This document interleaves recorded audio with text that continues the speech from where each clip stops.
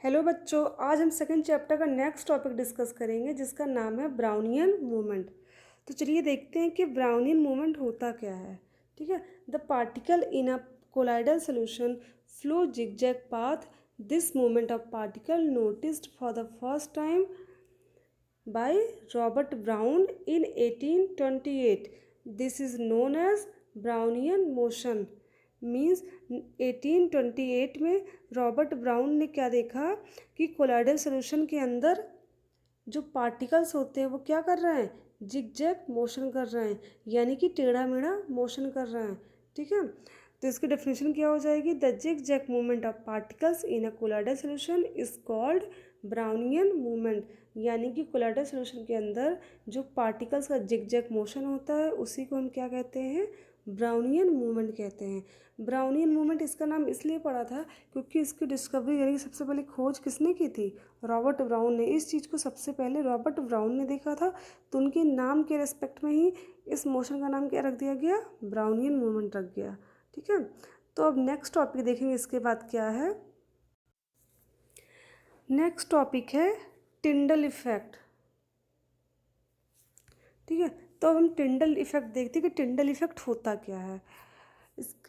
In a colloidal solution the particles are big enough to scatter light.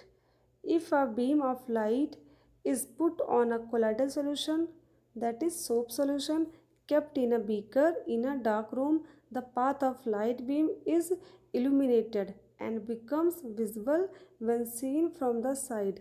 The path of light beam becomes visible because the colloidal particles are big enough to scatter light falling on them in all the direction. This scattered light enters our eyes and we are able to see the path of light beam. इसका मतलब क्या हुआ, अगर हम एक अंधेरे कमरे में एक बीकर में क्या करें, कोलाइडल सोल्यूशन फिल करने, इसमें दिया है सोप सोल्यूशन, इसमें साबुन का सोल्यूशन लिया गया है। हम लोग कोई भी कोलाइडल सोल्यूशन फिल कर सकते हैं एक बीकर में और उसको एक अंधेरे कमरे में रख दें। उसके बाद अगर उस पर हम लाइट का सोर्स यानी कि हमने एक टॉर्च ले लिया, टॉर्च को अगर उस पर हम दिखाते हैं, ये देखिए टॉर्च है, ये क्या है, ये बीकर है। इस बीकर में कोलाइडल सोल्यूशन फिल किया गया, सपोज सोप का सोल्यूशन फिल है। अब यहाँ से जैसे टॉर्च जलाया जाएगा, इसकी जो लाइट होती है वो क्या हो रही है, इस सोल्यूशन को पार करके पीछे की तरफ भी लाइट इसकी जाती है। ठीक है, क्या हो रही है, ये जो कोलाइडल सोल्यूशन रखा है इस बीकर में, ये इस बीकर के क्या कर रही है, अपना एक पाथ बना करके बाहर की तरफ लाइट जा रही है। ठीक है, और जो ये लाइट स्कैटर होके जा रही है वो क्या होगी, जैसे हमारी आंखों पर पड़ती है तो क्या कर सकते हैं हम लोग, इस लाइट के पाथ को देख सकते हैं। ठीक है, तो इसकी डेफिनेशन क्या हो जाएगी, the scattering of light by colloidal particles is known as Tyndall effect. यानी कि जो लाइट की स्कैटरिंग होती है कोलाइडल पार्टिकल्स के अंदर, उसी को हम क्या कहते हैं, टिंडल इफेक्ट। यानी कि जो हमको ये स्कैटरिंग दिख रही है, लाइट की स्कैटरिंग दिख रही है, यहाँ लाइट इधर से इधर जा रही है, यही क्या है, यही है टिंडल इफेक्ट। ठीक है, अब आगे देखते हैं difference between suspension, colloidal solution and true solution. इस डिफरेंस के थ्रू हम इन तीनों के बारे में भी जानेंगे कि सस्पेंशन क्या होता है, कोलाइडल सोल्यूशन क्या होता है एंड ट्रू सोल्यूशन क्या होता है। ठीक है, तो पहला पॉइंट क्या दिया है, प्रॉपर्टी, फर्स्ट प्रॉपर्टी है पार्टिकल साइज। तो जो सस्पेंशन सोल्यूशन होता है उसका साइज़ क्या होता है, 100 नैनोमीटर से ज़्यादा होता है। ठीक है, और जो कोलाइडल सोल्यूशन होता है उसका साइज़ कितना होता है, 1 to 100 नैनोमीटर। जो कोलाइडल सोल्यूशन होते हैं उनके पार्टिकल का साइज़ 1 से 100 नैनोमीटर के बीच में होता है, और जो ट्रू सोल्यूशन होते हैं उनका साइज़ जो होता है वो 1 नैनोमीटर से भी कम होता है। ठीक है, second point is separating by ordinary filter. यानी कि ऑर्डिनरी फ़िल्टर जो होता है उससे क्या हम इन सॉल्यूशन के पार्टिकल्स को अलग कर सकते हैं कि नहीं।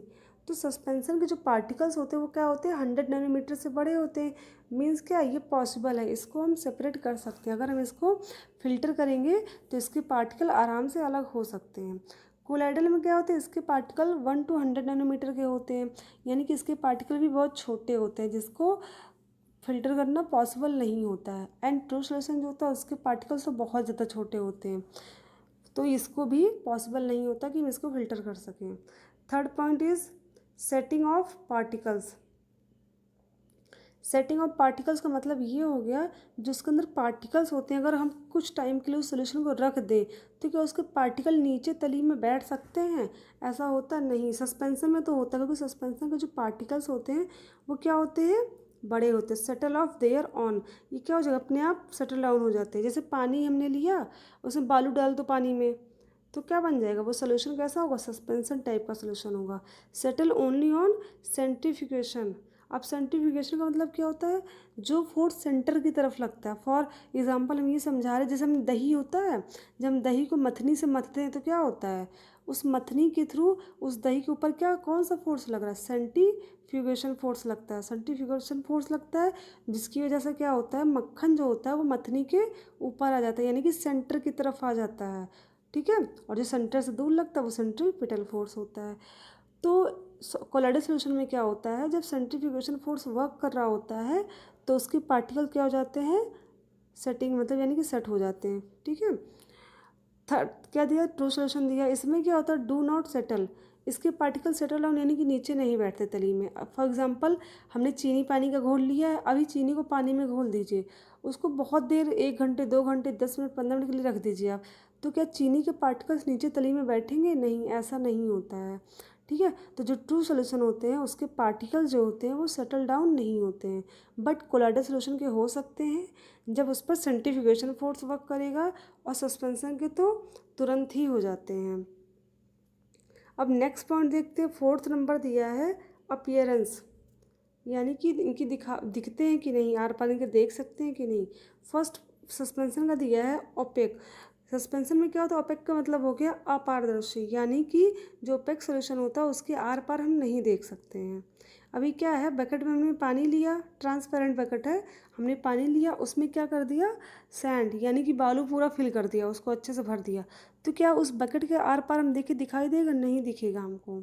ठीक है, कैसा होता है, ये ओपेक सोल्यूशन होता है। कोलाइडल सोल्यूशन क्या होता है, जनरली ट्रांसपेरेंट, ये भी क्या होती है, ये ट्रांसपेरेंट होते हैं। अभी कोलाइडल सोल्यूशन में क्या लिया, सोप सोल्यूशन ले लिया, पानी में क्या किया हमने, डिटर्जेंट या सोप को घोल दिया, अब उसके आर पर अगर हम देखना चाहें तो क्या होगा, वो हमको दिखाई देगा। नेक्स्ट दिया ट्रू सोल्यूशन। ट्रू सोल्यूशन क्या, तो वो तो होता ही ट्रांसपेरेंट है, चीनी को पानी में घोल दिया है, अभी उसके आर पर हम देखें तो क्या होगा, आराम से हमको दिखाई दे जाएगा। फिफ्थ पॉइंट क्या दिया, टिंडल इफेक्ट। अभी हमने पढ़ा था कि टिंडल इफेक्ट होता क्या है। ठीक है, तो जो सस्पेंशन होता है वो टिंडल इफेक्ट शो करता है, यानी कि जब अंधेरे कमरे में हम सस्पेंशन सोल्यूशन को रखेंगे, उस पर लाइट का फोकस डालेंगे, तो क्या होगा, लाइट स्कैटर्ड होके उसके पार, यानी कि हमको उसका जो रास्ता होता है, पाथ होता है, वो हमको क्लियर दिखाई देगा।